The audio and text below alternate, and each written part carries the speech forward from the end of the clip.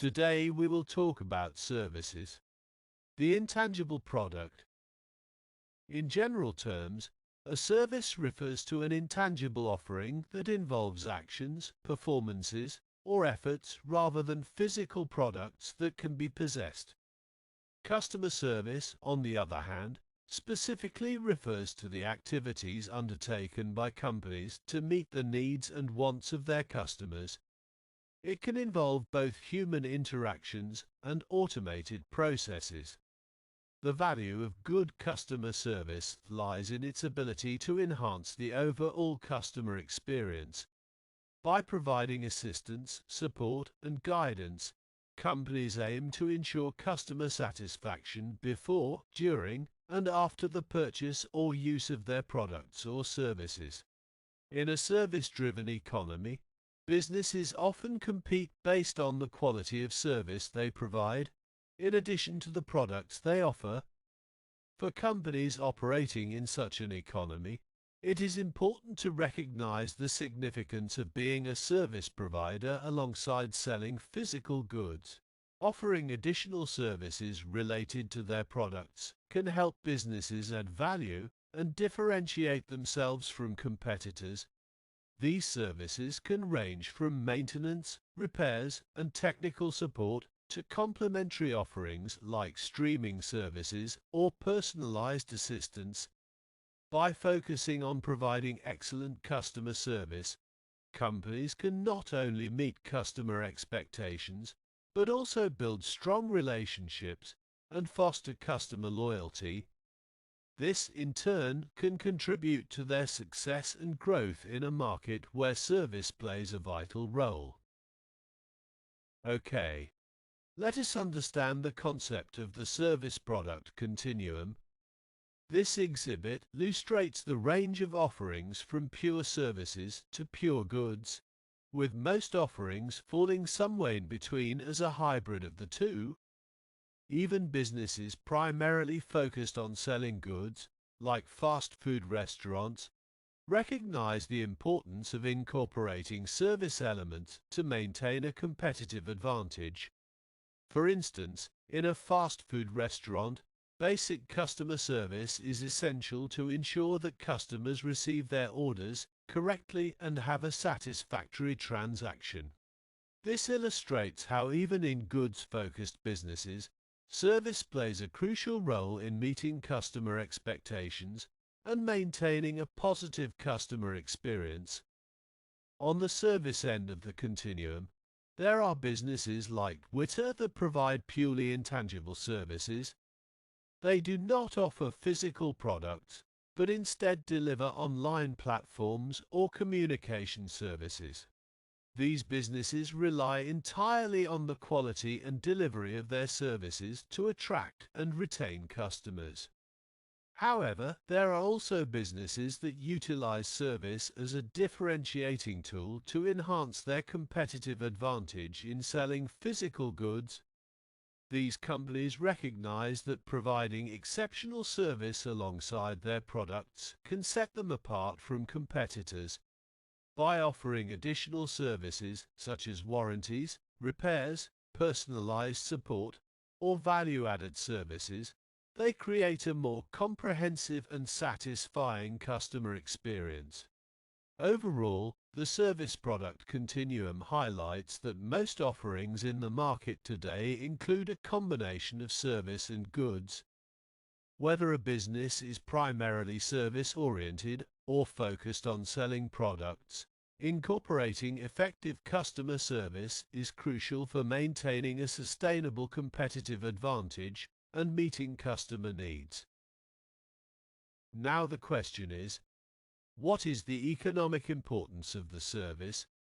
The economic importance of services has grown significantly in developed countries like the United States. Services now account for a large portion, nearly 80% of the country's gross domestic product, GDP, which is a much higher percentage compared to 50 years ago. This shift towards service-oriented economies can be attributed to several factors. Firstly, manufacturing goods has become more cost-effective in less developed countries. Many firms choose to manufacture their products in these countries, even if the final assembly or finishing takes place in the United States or similar economies. This has led to an increase in the proportion of service production relative to goods production over time. Secondly, there is a growing value placed on convenience and leisure by people. Activities that were once performed by individuals themselves, such as household maintenance, have become more specialized and are now commonly outsourced. Services like food preparation, lawn maintenance, house cleaning, pet grooming, laundry and dry cleaning, hair care, and automobile maintenance are often carried out by specialists, as people prioritize their leisure time and convenience. Thirdly, the complexity of the modern world has resulted in an increased demand for specialized services. People require a wide range of specialized services to navigate various aspects of their lives. This includes services provided by professionals such as plumbers, personal trainers, massage therapists, tax preparation specialists, lawyers, travel and leisure specialists, and healthcare providers. Overall, the economic importance of services has grown due to factors such as cost-effective manufacturing practices, the desire for convenience and leisure, and the need for specialized services in an increasingly complex world. This shift towards service-oriented economies has had a significant impact on the overall structure and composition of developed countries' economies. Okay.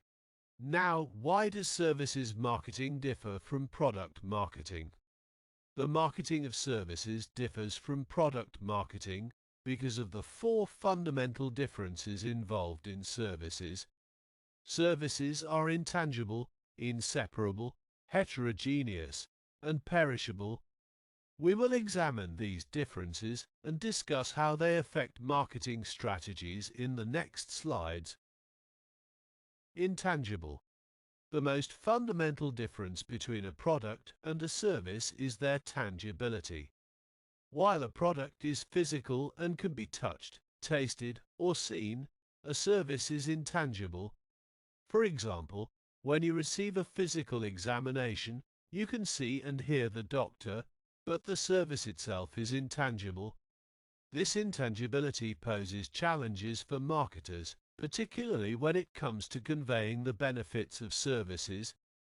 It becomes difficult to describe and evaluate the quality of a service experience, such as whether a visit to a medical center was good or bad and why. To overcome this challenge, service providers, like physicians, employ various cues to enhance the customer's perception and experience. For instance, they may create a comfortable waiting room with amenities like television sets, drinks, and comfortable chairs to appeal to the target market. Since services cannot be directly shown to potential customers, promoting and selling them requires creative use of symbols and images. Marketers often rely on visual representations to communicate the value and benefits of services. For example, professional medical services may use images of personnel in white coats surrounded by high-tech equipment to project a sense of expertise and advanced technology. Some services have found innovative ways to make their offerings more tangible to customers. This could include providing physical evidence or tangible elements that accompany the service. For instance, a spa might offer luxurious robes and slippers to create a sensory experience alongside their services, making the intangible service more tangible and appealing to customers. One key characteristic of services is that they are produced and consumed simultaneously, making them inseparable. For example, when getting a haircut, the customer is not only present, but may also participate in the service process. This interaction between the customer and the service provider can significantly impact the customer's perception of the service outcome. If the hairstylist appears to enjoy their work, it can positively influence the overall experience. Due to the inseparability of services from their consumption, customers rarely have the opportunity to try the service before making a purchase. Unlike physical products that can be tested or sampled, services cannot be returned once they have been performed. For instance, it is impractical to ask a hairstylist to trim a small portion of hair as a test before getting a full haircut. This lack of pre-purchase trial and the inability to return the service afterward can create a higher level of purchase risk for customers. To address this, service firms sometimes offer extended warranties or 100% satisfaction guarantees. These measures aim to alleviate customer concerns by providing assurances of quality and customer satisfaction. By offering such guarantees, service firms mitigate the perceived risk associated with purchasing services and build trust with their customers. One characteristic of services is their heterogeneity or variability in quality. The more human involvement there is in providing a service, the greater the likelihood of variability in its quality. For example, a hairstylist may give bad haircuts in the morning due to lack of sleep, but still offer a better service than an under-trained stylist in another shop. Similarly, a restaurant may have control over the quality of its food, but variability can arise in food preparation or delivery. In contrast to products, where problems can often be fixed or replaced before reaching consumers, services cannot be recalled if they are of poor quality. By the time a service firm recognizes a problem, the damage may have already been done. This inherent variability in services presents challenges for service providers in maintaining consistent quality. However, marketers can also leverage the variable nature of services to their advantage. They can employ micro-marketing segmentation strategies to customize services according to customers' specific needs.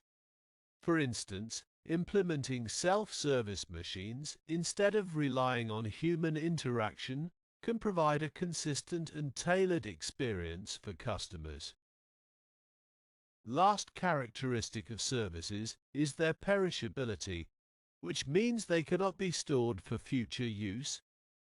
Unlike physical products that can be stockpiled, services are inherently time-bound and must be consumed when they are available.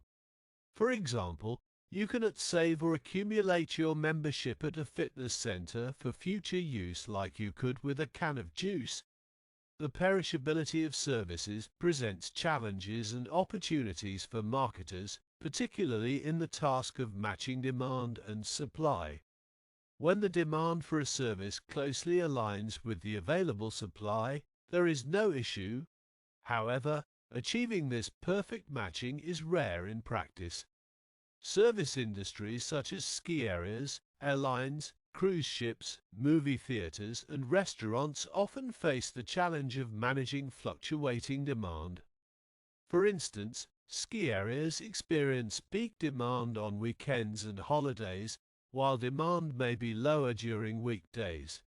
To stimulate demand during off-peak periods, ski areas may offer discounted tickets or special promotions. Similarly, airlines, cruise ships, movie theaters, and restaurants encounter the need to balance supply and demand. They may employ pricing strategies such as offering lower fares during non-peak travel times or implementing happy hour specials at restaurants to attract customers during periods of lower demand. While the perishability of services poses challenges in terms of demand and supply management, it also presents opportunities for marketers to be creative in their pricing, promotions, and service offerings to stimulate demand and optimize resource utilization. Okay, as you see, this is the service gaps model. It is a framework designed to analyze and address the gaps that may occur between customer expectations and the actual delivery of a service. It helps identify areas where the service delivery process may fall short and provides guidance on developing an effective service strategy. The service gaps model consists of several gaps that can occur in the service delivery process: gap between customer expectations and management, gap between management perceptions and service quality, gap between service quality specifications and service delivery, gap between service delivery and external communications, gap between customer expectations and customer perceptions. So we'll discuss each gap in more detail. The knowledge gap in the service gaps model refers to the disparity between customers' expectations and the firm's understanding or perception of those expectations. It highlights the fact that firms may not have a clear understanding of what their customers truly want or expect from their services. To close the knowledge gap, firms need to gather accurate information about customer expectations. This can be achieved through research methods such as surveys, focus groups, interviews, or analyzing customer feedback and complaints. By actively seeking customer insights, firms can gain a better understanding of their customers' preferences, needs, and expectations. In the context of service marketing, firms can utilize marketing metrics to assess and measure customer expectations. One commonly used metric is service quality, which evaluates customers' perceptions of the overall excellence of a service. By measuring service quality, firms can identify areas where their performance falls short of customer expectations and take corrective actions.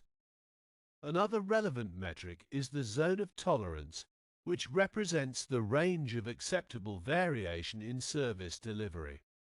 Understanding the zone of tolerance helps firms determine the acceptable level of service quality for their customers. By aligning their service delivery within this acceptable range, firms can meet or exceed customer expectations. Understanding customer expectations is key to delivering satisfactory service. Here's a summary of the main points regarding customer expectations. Investment in customer satisfaction. Firms should invest in services that align with customer expectations to enhance satisfaction. This involves understanding customer needs and delivering valued services. Bridging the knowledge gap. To reduce the knowledge gap, firms need to understand customer expectations through research, communication, and feedback, aligning their perceptions with actual customer expectations. Influence of knowledge and experiences. Customer expectations are shaped by their knowledge and past experiences, including online reviews and previous service interactions. Firms must meet or exceed these expectations for a positive experience. Service type expectations. Expectations vary with the service type. For instance, a 5-star hotel service is held to higher standards than a budget hotel. Firms should tailor their services to meet these specific expectations. Situational expectations. Expectations change based on the service context, such as business trips versus special occasions. Firms should adapt their services to these situational expectations. By focusing on these areas, firms can effectively meet and exceed customer expectations, leading to improved customer satisfaction and loyalty. Okay. Now evaluating service quality. Service quality is assessed by customers through 5 key dimensions. 1. Tangibles, the physical aspects of a service, such as facilities and aesthetics. Luxury hotels invest in these to create a positive physical environment. 2. Empathy, personalized communication, and understanding customer needs. Hotel staff are trained to personalize guest interactions and understand preferences. 3. Assurance, building trust and confidence. Hotels may have policies like service recovery programs to empower employees to resolve issues and provide assurance. 4. Responsiveness, promptly addressing customer needs. The HEART model is used in hotels to ensure timely attention to guest concerns. 5. Reliability, consistently fulfilling promises. Hotels train employees to keep promises and provide reliable service times, enhancing trust and reliability. These dimensions are integral to meeting or exceeding customer expectations, leading to greater satisfaction and loyalty. Okay. We have also the standards gap. The standards gap refers to the difference between a firm's perception of customer expectations and the service standards it sets. This gap highlights the need for firms to ensure that their internal standards align with what customers actually expect from their services. To address the standards gap, firms can take several steps. Firstly, they need to establish accurate and appropriate service standards that reflect customer expectations. This involves understanding customer preferences and conducting research to gain insights into their needs and desires. Once the service standards are set, it is crucial for firms to provide comprehensive training to their employees. This training should focus on equipping employees with the necessary skills, knowledge, and attitudes required to meet and exceed the established standards. By investing in employee development, firms can ensure that their staff is capable of delivering exceptional service. Monitoring and measuring service performance is another important aspect of closing the standards gap. Firms need to regularly assess their service performance against the established standards. This can be achieved through various methods such as customer surveys, feedback collection, and performance evaluations. By actively monitoring service performance, firms can identify areas for improvement and take corrective actions to bridge the gap between their perceived standards and customer expectations. Closing the standards gap is crucial for delivering a service that meets customer expectations and enhances customer satisfaction.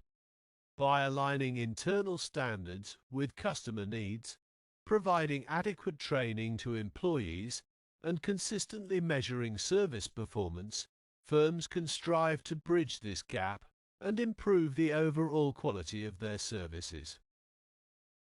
Okay. This diagram illustrates three key strategies to reduce delivery gaps in service: empowering service providers, use of technology, and support and incentives for employees. Let us explore each one. Empowering service providers involves giving them the authority and resources necessary to effectively meet customer needs. This strategy recognizes the importance of providing employees with the autonomy and decision-making power to address customer issues promptly and effectively. By empowering service providers, organizations can ensure that customer expectations are met and exceeded. The use of technology is another crucial strategy depicted in the diagram. Implementing technology can streamline processes, enhance communication, and improve service delivery. Technology can automate tasks, provide real-time access to information, and enable seamless interactions between service providers and customers. This strategy enables organizations to deliver services efficiently and effectively, reducing the chances of gaps in service delivery. Support and incentives for employees is the third strategy highlighted in the diagram. This strategy emphasizes the importance of providing ongoing support, training, and incentives to motivate employees. By offering support and incentives, organizations can foster a positive work environment and empower employees to deliver exceptional service.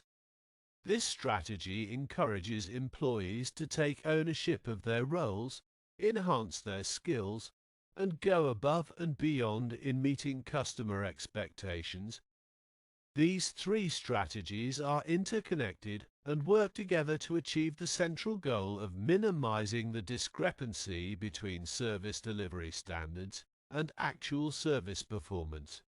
By focusing on empowering service providers, leveraging technology, and providing support and incentives for employees, organizations can improve their service quality and ultimately enhance customer satisfaction. The last gap we will talk about is the communication gap.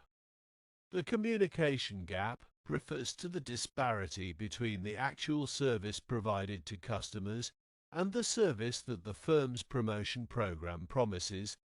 This gap arises when firms fail to effectively manage customer expectations or overstate the capabilities of their services.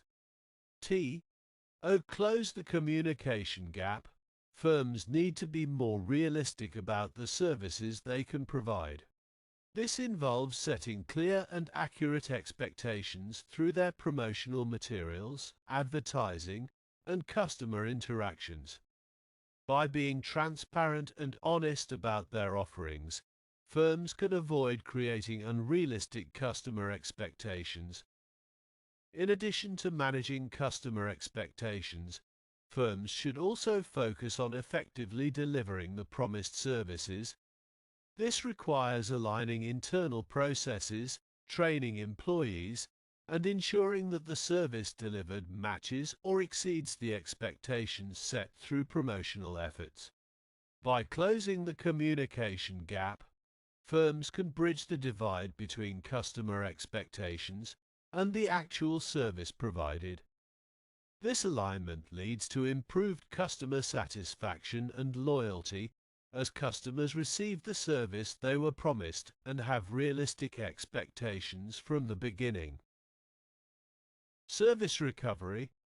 Service failures can indeed evoke strong emotions in customers, and often all they want is someone to listen to their concerns.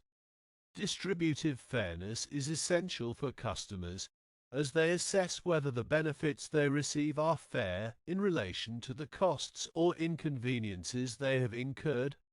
On the other hand, procedural fairness plays a crucial role in complaint resolution. Customers may perceive the process used to address their complaints as unfair if it is lengthy or difficult, even if they eventually receive a solution that seems fair.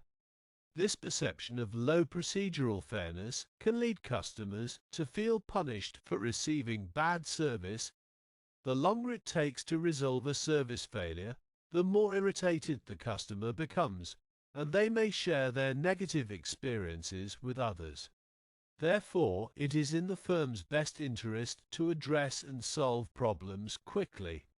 By doing so, firms can minimize customer frustration, prevent negative word of mouth, and maintain positive customer relationships. Thank you for watching. If you liked this video, please like and subscribe to channel.